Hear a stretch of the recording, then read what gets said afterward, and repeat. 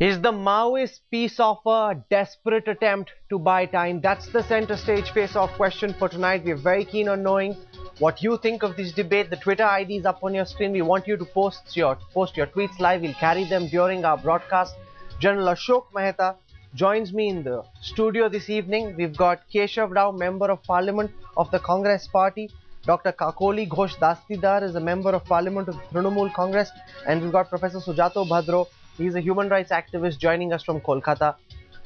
General Mehta, I want to start with you looking at the timing of this ceasefire offer. It comes bang in the middle of the monsoons. The Maoists, we know, are on the run at this time. They're hiding in the jungles.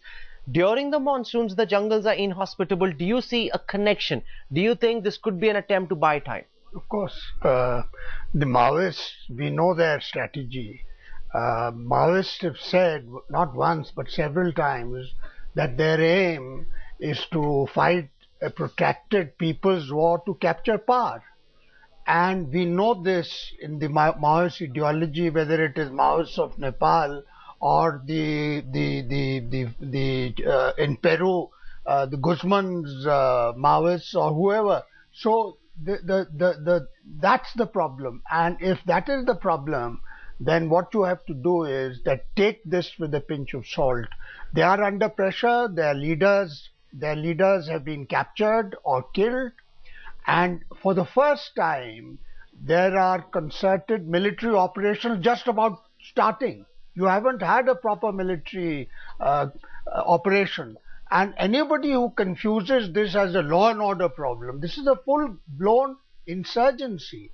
And you have to fight an insurgency with military means. But that does not mean that, because eventually there is no military solution. Absolutely. It has to be a political solution, and the job of the military is to create conditions for a political settlement. I feel that we have not yet created conditions for a political settlement which will be meaningful. Right now what we are seeing is premature. It's for the reasons that you have mentioned. They are under pressure. They want to buy time. This is the tactical pause.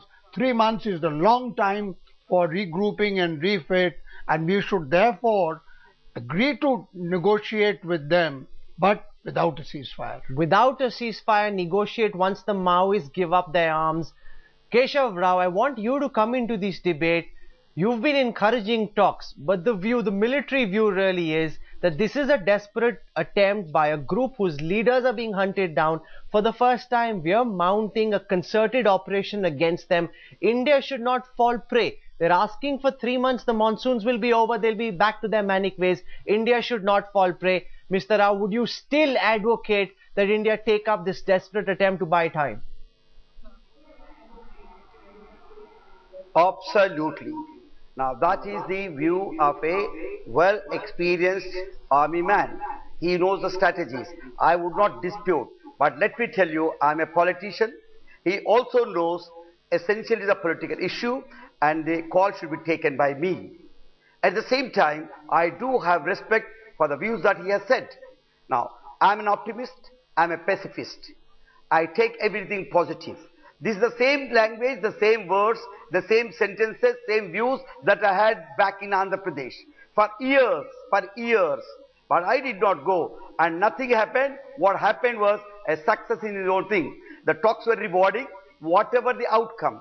Rewarding in the sense, I could bring back the people from the forest who were rejecting the parliamentary democracy, rejecting the elected government to my table. And we did talk to them, and we talked fine.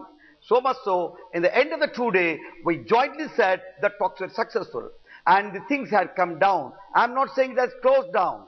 I'm not saying the moment you have talks, the Maoists will bring down their shutters and end their shop. At the same time, as a democratic, I'm committed to 2 things. I don't want violence in this society, 1.